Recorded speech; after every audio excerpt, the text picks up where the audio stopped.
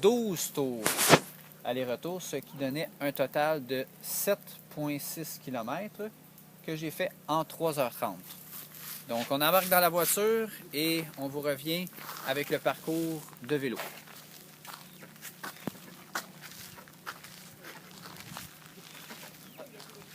Un participant. Go. OK, alors on est sur le parcours de vélo maintenant.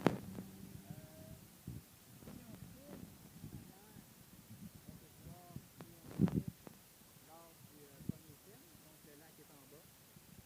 Vous voyez la maison qui est cachée en fait en arrière des arbres. Ça c'était la maison finalement où on faisait la transition. Transition qui est vraiment pas comme un Ironman, c'est tu mets ton déclic où tu veux, tes affaires où tu veux, puis tu te changes dans les salles de bain pour repartir.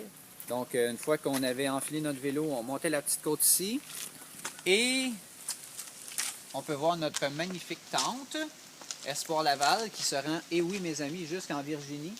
En fait ici étaient cordées toutes les tentes de tous les athlètes sur le côté droit de la route. Donc il y avait, je ne sais pas, peut-être une quinzaine de tentes qui étaient montées ici. On peut encore voir le stuff des gens par terre. Donc c'était ici le point névralgique de l'épreuve. Que ce soit en vélo ou en course à pied, c'était vraiment le checkpoint.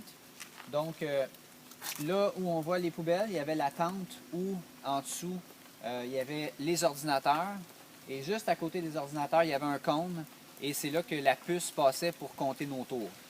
Donc on peut voir à gauche la toilette chimique. Si on avait à faire pipi ou autre, c'est ici qu'on arrêtait, qui était dégueulasse en passant. Parce que, en tout cas, bref, je vous épargne les détails. Et on peut voir la magnifique enclume ici de l'événement. Parce que maintenant, ça ne s'appelle plus le double Ironman ou le triple Ironman à cause des copyrights. Mais bien le double Anvil, qui veut dire le double enclume, ou le triple Anvil pour le triple enclume, et etc. Donc, quand on passait la ligne d'arrivée, ils nous attendaient avec l'enclume. Et si on avait terminé le double, il fallait cogner 2 fois à la masse sur l'enclume. Si on avait fini le triple, 3 fois sur l'enclume. Donc, c'était et le départ et l'arrivée. Maintenant, on embarque dans la voiture et on va calculer en kilomètres ainsi qu'en altitude combien donnait le circuit de vélo. Et je vais poster les statistiques sur la page Facebook et le site internet pour que vous puissiez voir le dénivelé. Parce que contrairement à ce que moi-même je pensais, l'organisateur m'avait parlé qu'il y avait un uphill d'environ 0,5 000. Mais c'est pas du tout ça. Il n'y a aucun plat sur le parcours. Parcours extrêmement, extrêmement difficile. Très dur pour les jambes. Donc on embarque dans l'auto puis on calcule le tout. Alors voici le parcours de vélo. Je vais tenter de ne pas trop bouger la caméra. Alors on peut voir ici que c'est une montée, c'est très uphill, comme dirait l'organisateur. Alors on peut voir que à droite du parcours, il y a une bande d'environ 3-4 pieds de largeur. Et c'est à peu près la seule place où l'asphalte est pas pourri. Je vous fais remarquer que on est encore en montée. Hein? Il n'y a pas de plat ici. C'est du faux plat montant. C'est quand même roulant, mais c'est un bon faux plat montant.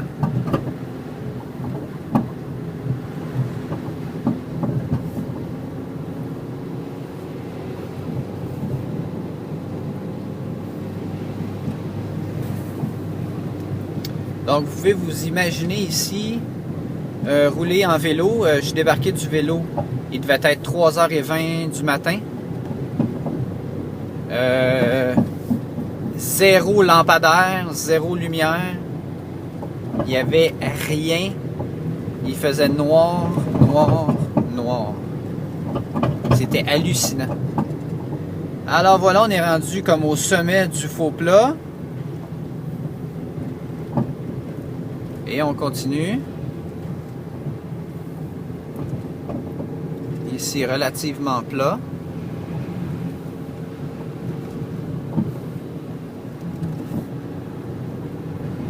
Oh, mais qu'est-ce que je vois ici? Un faux plat montant? Wow! Regardez-moi cette bosse, les amis. Vous me direz qu'après 20 km, ça se fait bien. Après 360, c'est d'autres choses. Donc, on tourne à droite et regardez-moi le petit casse-pattes ici.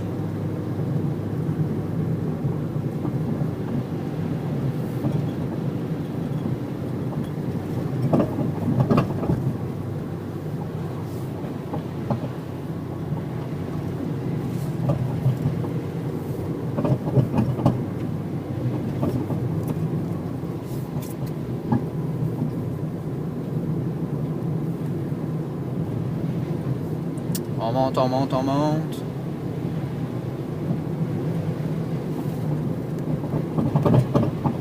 C'est une route qui est assez sinueuse.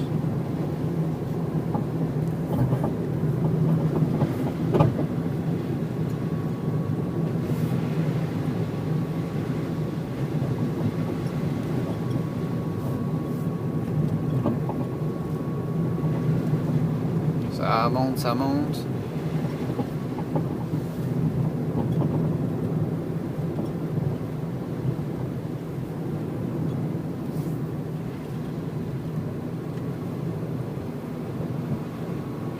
Un parcours où il est assez difficile de garder une bonne moyenne au niveau vitesse à vélo.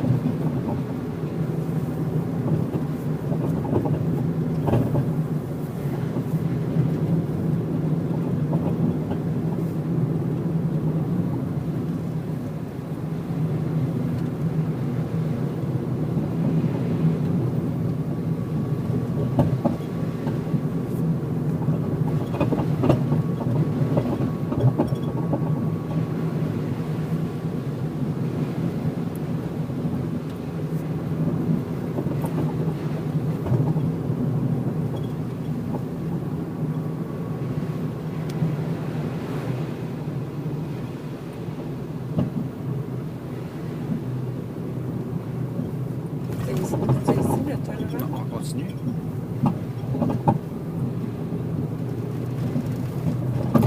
Ici, je vous avouerai que des fois j'avais de la misère. Là. Je vous dirais que on se maintenait dans les premières vitesses sur le vélo là, ici parce que c'était quand même assez côteux.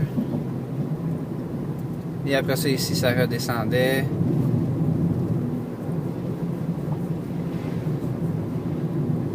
On est presque arrivé.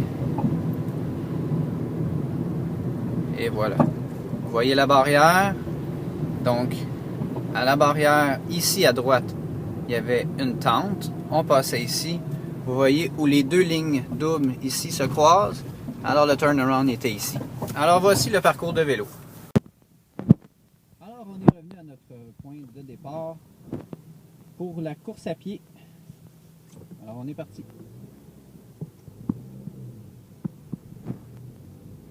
Donc, on a fait la vidéo pour le vélo. On a fait l'aller seulement.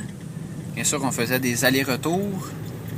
45 allers-retours, donc 90 allées simples pour un total de 360 km. Et en course à pied, c'est un circuit de 2000, ce qui signifie 3,22 km, si ma mémoire est bonne. Donc, c'est le même début de trajet qu'en vélo.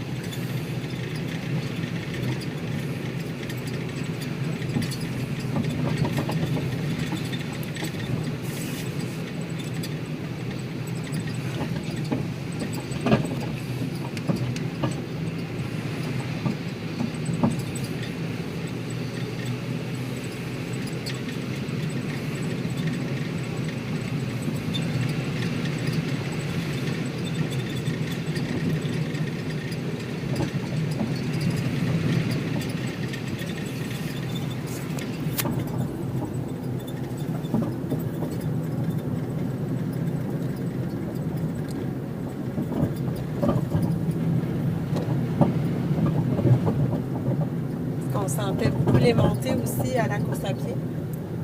Oh oui, on sentait énormément. Ici, on tournait à droite, à la petite barrière. Je peux vous dire que, oui, on continue tout droit. Je peux vous dire une chose, ici encore là, c'est un parcours qu'on n'a pas vu en vélo, parce qu'on continuait tout droit, mais donc ici, c'est un faux plat montant.